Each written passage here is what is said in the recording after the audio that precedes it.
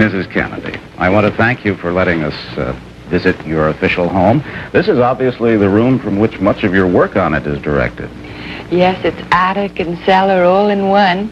Since our work started, we've received hundreds of letters every day. This is where we evaluate all the finds, see if we want to keep them, if they fit into our budget. Mrs. Kennedy, every First Lady and every administration since President Madison's time has made changes, greater or smaller, in the White House. Before we look at any of the changes you've made, what's your basic plan? Well, I really don't have one, because I think this house will always grow and should. It just seemed to me such a shame when we came here to find hardly anything of the past in the house, hardly anything before 1902. I know when we went to Columbia, the presidential palace there has all the history of that country in it, where Simon Bolivar was. Every piece of furniture in it has some link with the past. I thought the White House should be like that. Well, now, can you make these changes according to your own personal tastes and desires? Well, no, I have a committee which has museum experts and government people and private citizens on it. And then everything we do is subject to approval by the Fine Arts Committee. What's your budget? Where does it come from? Well, it's small, because everything we do is by private donation. And every time we find an object we want, then we have to go and search for a donor. It's very slow, and that way a lot of things that we would like to get slip away from us. Could we see a completed room?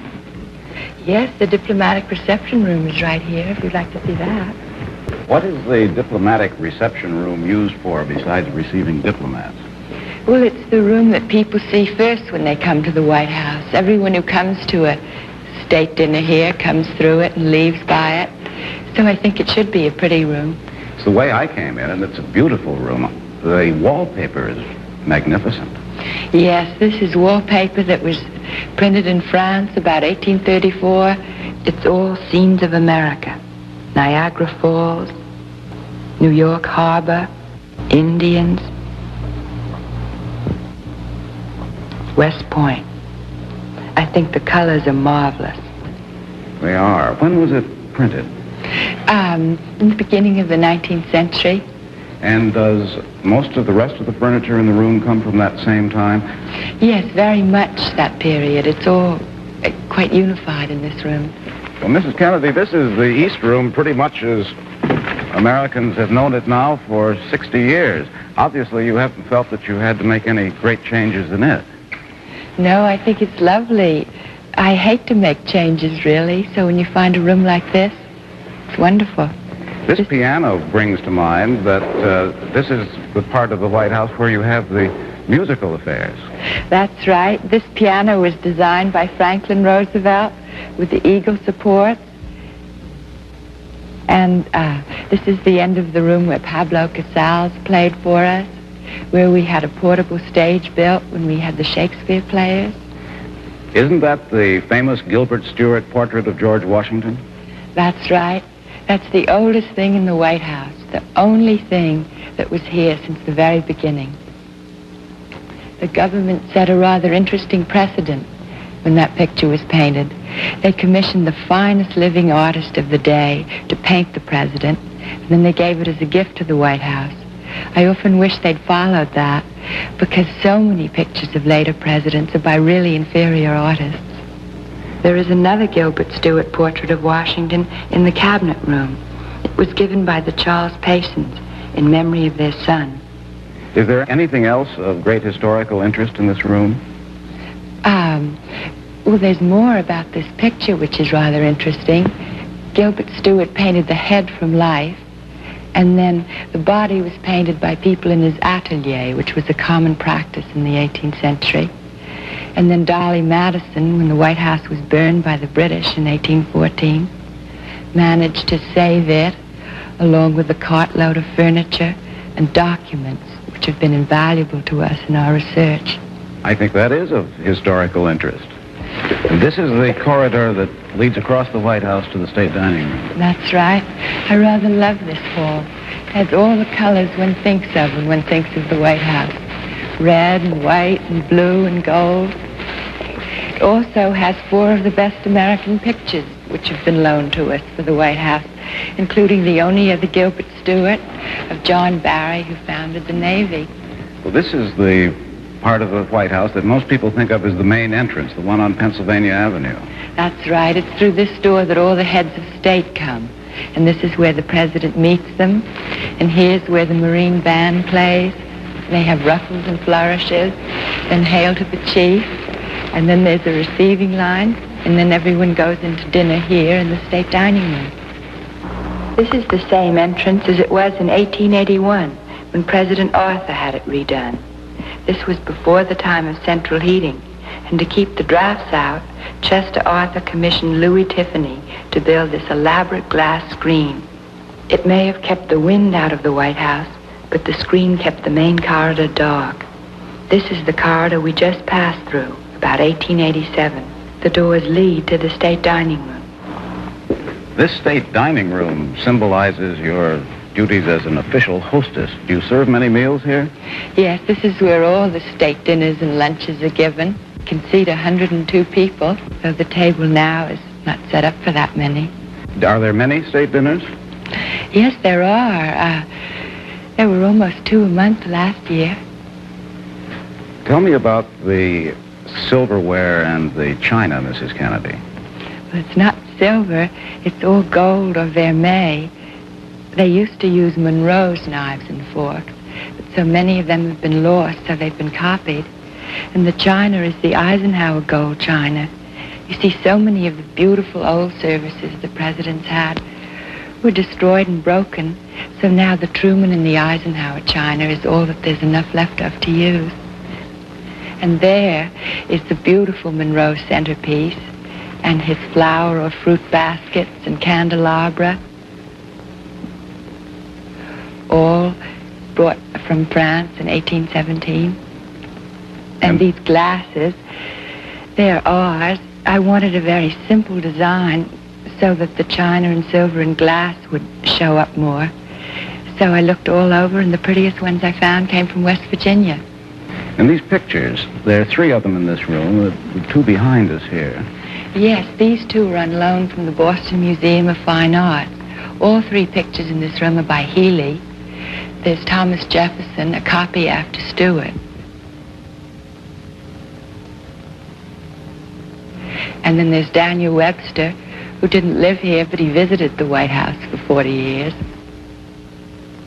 And then the most famous one of all is this one of Abraham Lincoln, which traditionally always hung in the state dining room.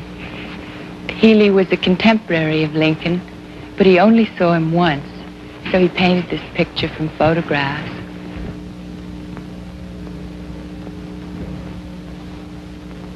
And you can see 2 damaged spots on it, really quite bad ones. So we hope soon to have all the pictures in the White House that need repair repaired. This is a perfectly beautiful room. Have you changed it a great deal? No, we painted it white.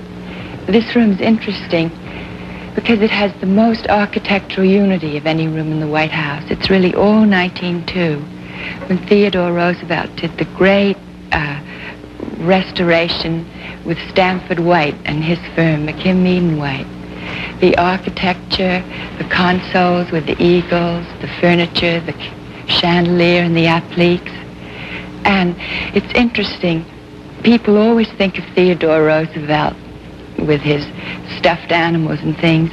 Few people realize that he was second only to Thomas Jefferson in his care and knowledge about the White House.